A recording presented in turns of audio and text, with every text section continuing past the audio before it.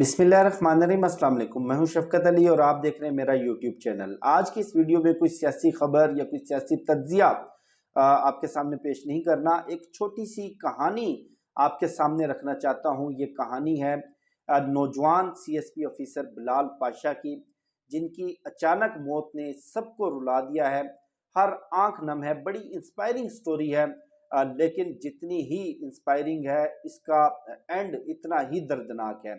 बिलाल पाशा का ताल्लुक खानेवाल की जनूबी पंजाब की एक छोटी सी तहसील से था और वालिद इनके मजदूर थे, मेहनत मजदूरी करते थे। और बिलाल पाशा ने अपनी इब्तदाई तालीम एक मदरसे से हासिल की, जिसके बाद रस्मी तालीम सरकारी स्कूल से हासिल की और एमरसन कॉलेज मुल्तान से इन्होंने अपना इंटरमीडिएट मुकम्मल किया। और इंटरमीडिएट के बाद फैसलाबाद एग्रीकल्चर यूनिवर्सिटी में इनका दाखिला हुआ और वहाँ से इन्होंने जैसे ही अपना ग्रेजुएशन मुकम्मल किया तो करियर का आगाज़ इन्होंने कुछ छोटी मोटी प्राइवेट जॉब से किया। लेकिन इनके वालिद की ख्वाहिश थी कि मेरा बेटा एक सरकारी अफसर बने, और वालिद की ख्वाहिश पर, वालिद के ख्वाब को पूरा करने के लिए पंजाब पब्लिक सर्विस कमीशन का इम्तिहान पास किया और पंजाब पुलिस में सब इंस्पेक्टर भर्ती हुए। और उसके बाद भी पंजाब पुलिस में ऑफिसर बनने के बाद भी इन्होंने अपने ख्वाब का पीछा नहीं छोड़ा और अपने वालिद की ख्वाहिश को पूरा करने के लिए जॉब के साथ साथ मेहनत जारी रखी और मुकाबले के मुख्तलिफ इम्तिहानात पास करके ग्रेड 16 में आए, ग्रेड 17 में आए और 2018 में फाइनली इन्होंने सीएसएस का इम्तिहान पास किया। सीएसएस का इम्तिहान आपको पता है कि पाकिस्तान में सीएसपी होना एक ड्रीम जॉब समझी जाती है। सबज नंबर प्लेट, नीली बत्ती, प्रोटोकॉल, सरकारी सिक्योरिटी, 6 डिजिट सैलरी, उसके साथ साथ सरकारी रिहाइश, हर तरह के वो अख्तियारात, वो असर व रसूख जो शायद एक आम आदमी सोच भी ना सकता हो। लेकिन इस पूरे सफ़र में जो मेहनत, जो लगन, जो तकालीफ बिलाल पाशा ने उठाई, वो शायद बिलाल पाशा की अपनी ज़ात ही जानती है, जिसका इजहार वो मुख्तलिफ सोशल मीडिया पोस्टों पर, अपने पेजेस के ऊपर गाहे बगाहे करते रहते थे, अपने दोस्तों के साथ भी वो शेयर करते रहते थे। 2018 में जब सीएसएस उनका पास हुआ, पहली मर्तबा वो सोशल मीडिया के ज़रिए मशहूर हुए जब अपने वालिद के साथ खड़े होकर उन्होंने इंटरव्यू दिया। बिल्कुल एक मजदूर आदमी, सफ़ेद दाढ़ी, एक आम सा देहाती शख्स, अपना बैकग्राउंड छुपाया नहीं, अपनी असलियत, अपनी बुनियाद को उन्होंने फ़ख्र से प्रेजेंट किया और एक इंस्पायरेशन बने नौजवानों के लिए कि अगर बिलाल पाशा मेहनत करके इस मुकाम तक आ सकता है तो पाकिस्तान के जो आम नौजवान हैं वो भी मेहनत के ज़रिए, लगन के ज़रिए, अपनी कंसंट्रेशन के ज़रिए अपने ख्वाब को, अपनी मंजिल को हासिल कर सकते हैं। उनकी अभी रिसेंटली पोस्टिंग बन्नों में थी, बन्नों कैंट में वो सीईओ थे और इत्तलात के मुताबिक मुलाजमत का बहुत ज़्यादा दबाव था उन पर, बहुत ज़्यादा वो डिप्रेशन का शिकार थे।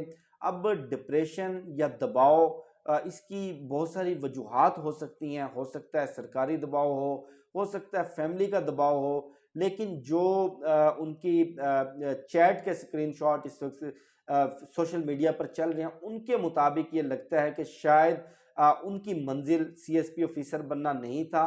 वो गाहे बगाहे अपने दोस्तों से ये जिक्र करते रहते थे कि लोग सबज नंबर प्लेट को देखते हैं, लोग नीली बत्ती को देखते हैं, लोग प्रोटोकॉल को देखते हैं, लोग रोब और दबदबे को देखते हैं, लेकिन इसके पीछे जो कर्ब, जो तकलीफ, जो दुख छुपा हुआ है, उसका अंदाज़ा आम आदमी, आम शख्स शायद नहीं कर सकता। अब यहाँ पर बिलाल पाशा की मौत से दो बातें यहाँ होती हैं। एक, जो डिप्रेशन है, डिप्रेशन का ताल्लुक किसी धन दौलत से, ओहदे से, इख्तियार से नहीं है। डिप्रेशन का ताल्लुक मादी ज़रूरियात से नहीं है। डिप्रेशन एक मर्ज़ है और ये बाज़-औक़ात जानलेवा भी साबित हो सकता है। और ज़रूरी नहीं है कि डिप्रेशन का शिकार कोई गरीब आदमी हो, ज़रूरी नहीं है डिप्रेशन का शिकार कोई आम आदमी हो। डिप्रेशन अरबपति लोगों को भी हो सकता है। अभी आपने रिसेंटली देखा होगा कि मौलाना तारिक जमील साहब, जिनको दुनिया की किसी आसाइश की कमी नहीं थी। शोहरत लगा लें, इज्जत लगा लें, धन दौलत लगा लें, एक आम आदमी, एक आम इंसान जिन चीज़ों के मुतल्लिक सोच सकता है, हर वो आसाइश उनको मैसर थी। लेकिन उनके बेटे ने जिस तरह से डिप्रेशन का शिकार होकर सुसाइड की, एक तो ये जो पहलू है ये बड़ा इम्पोर्टेंट है। और जो दूसरा पहलू, वो मैं ये समझता हूँ कि हमें अपने ख्वाबों के पीछे इस तरह से नहीं भागना चाहिए कि वो हमारे लिए फायरिंग विक्ट्री साबित हों। फायरिंग विक्ट्री का मैं ज़रा आपको बता देता हूँ। फायरिंग विक्ट्री नेपोलियन बोनापार्ट ने जब रूस पर हमला किया, 6 लाख से ज़ायद उसकी फ़ौज थी। अब नेपोलियन बोनापार्ट ने रूस को फ़तेह तो कर लिया, लेकिन जो रूस की जानलेवा सर्दी थी, जो ठंड थी, वो नेपोलियन की पूरी फ़ौज को खा गई, ख़त्म कर गई। और 6 लाख फ़ौज में से बमुश्किल 10 से 12 हज़ार सिपाह नेपोलियन के पास बची थी, और बड़ी मुश्किल से वो वहाँ से जान बचाकर वापस जब फ्रांस आए, तो फ्रांस का भी घिराव हो चुका था। विक्ट्री तो उनको हासिल हुई, लेकिन ये विक्ट्री इसको तारीख फायरिंग विक्ट्री के नाम से याद करती है। और उसके साथ साथ मैं जो पाकिस्तान का गवर्नमेंट स्ट्रक्चर है, सरकारी मुलाजमतें हैं, और ख़ास तौर पर पाकिस्तान का जो ब्यूरोक्रेसी का निज़ाम है, अब वो इतना ज़्यादा स्ट्रेसफुल हो चुका है, इतना ज़्यादा इसमें डिप्रेशन है, इतना ज़्यादा दबाव है। आप देखें कि सरकारी मुलाजमीन को उठाकर दूर दराज ट्रांसफ़र कर दिया जाता है, और उनकी जो सैलरीज़ है, नो डाउट 6 डिजिट्स के अंदर सैलरीज़ है 17वें 18वें ग्रेड की, लेकिन जिस हिसाब से इन्फ्लेशन बढ़ी है, उस हिसाब से तनख्वाहों में इतना इजाफा नहीं हो सका।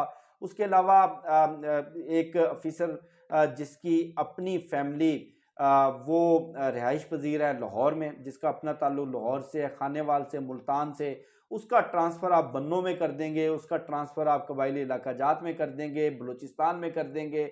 वो कैसे अपने बच्चों की तालीम को जारी रख पाएगा? कैसे वो एक आईली ज़िंदगी की, एक फैमिली लाइफ की जो ज़िम्मेदारियाँ हैं, उसको पूरा कर पाएगा? उसके साथ-साथ अभी जो पाकिस्तान के अंदर एक क्योस की जो हालत है, एक अनसर्टेनिटी है, एक नाउम्मीदी है।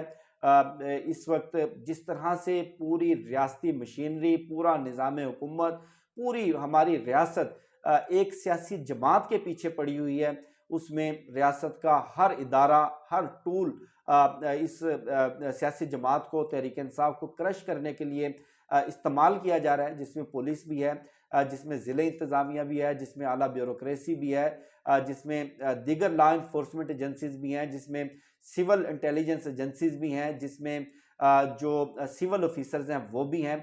लाज़मी बात है कि इसका भी इम्पैक्ट आता है, इसका भी रिएक्शन आता है।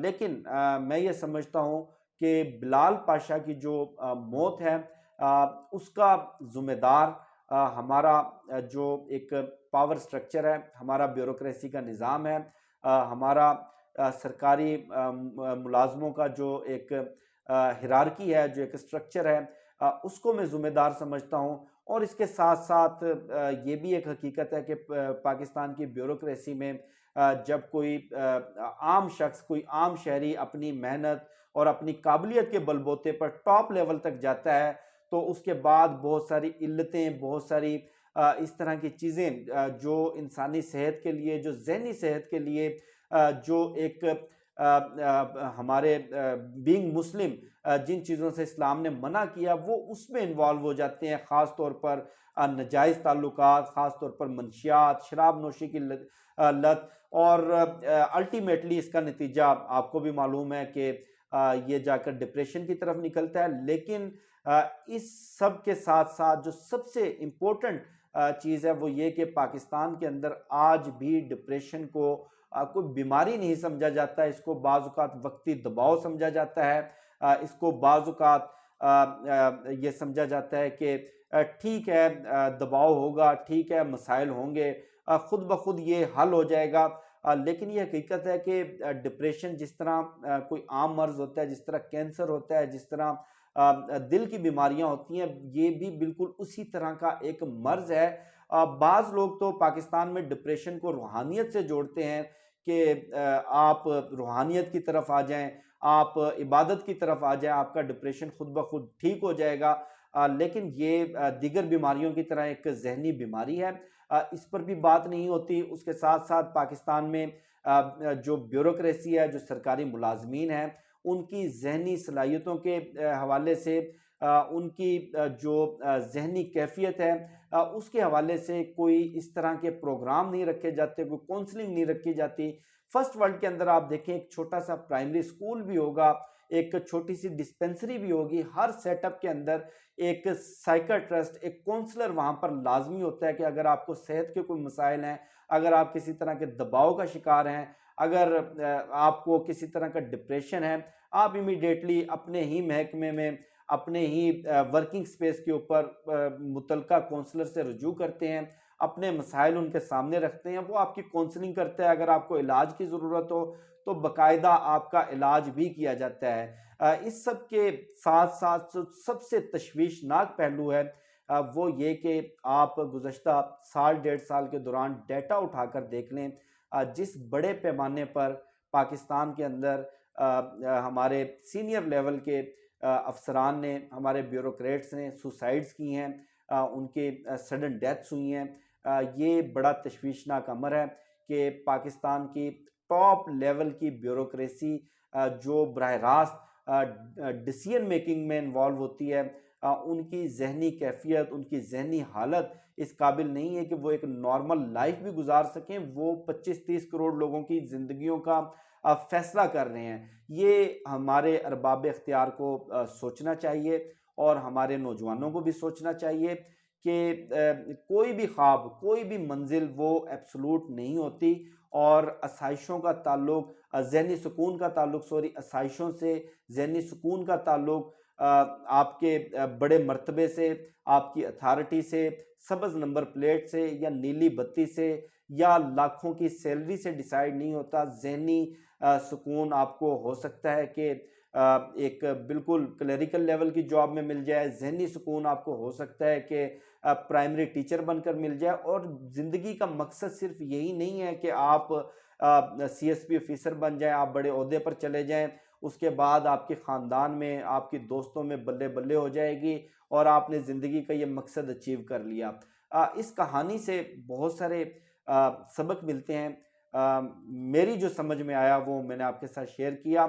लेकिन बिलाल पाशा की मौत, उसने सबको रुला दिया है, हर आंख नम है। बड़ा खूबसूरत नौजवान था, बड़े खूबसूरत आइडियाज़ थे, और बड़ा आप कह लें कि ज़िंदगी से भरपूर, हर वक्त नौजवानों की मदद करने के लिए तैयार। सोशल मीडिया के ऊपर बाकायदा पेज भी बनाया हुआ था जिसमें नए तुलबा को, नए एस्पायरेंट्स को बाकायदा गाइड करता था, उनकी मदद करता था, हर हवाले से उनकी काउंसलिंग करता था। लेकिन किसी को मालूम नहीं था कि उसके अपने जहन में, उसके अपने दिलो दिमाग में क्या चल रहा है, किस तरह का बोझ लेकर वो फिर रहा है। ये भी सबक मिलता है कि हमारे इर्द गिर्द हमारे जो दोस्त अहबाब, बाज़ औक़ात वो सुनना चाहते हैं, पता उनको भी होता है कि जो मुसीबत, जो तकलीफ मुझ पे आन पड़ी है वो इतनी आसानी से जाने वाली नहीं है, लेकिन बाज़ औक़ात वो सिर्फ एक जुमला सुनना चाहते हैं कि कोई नहीं, हो जाएगा, कोई मसला नहीं है, ये वक्त भी गुजर जाएगा। तो आप भी अपने इर्द गिर्द जो बिलाल पाशा हैं, उनको देखें, उनका ख्याल रखें, उनकी काउंसलिंग करें। अगर वो किसी मुसीबत में हैं, अगर वो किसी ज़हनी उलझन में है, अगर किसी वो दबाव में है, तो उनकी मदद ज़रूर करें। उनको एक नॉर्मल लाइफ की तरफ ज़रूर लेकर आएँ। मुझे शफ़क़त अली को दीजिए इजाज़त। इंशाल्लाह आपसे फिर नेक्स्ट वीडियो में मुलाकात होगी। पाकिस्तान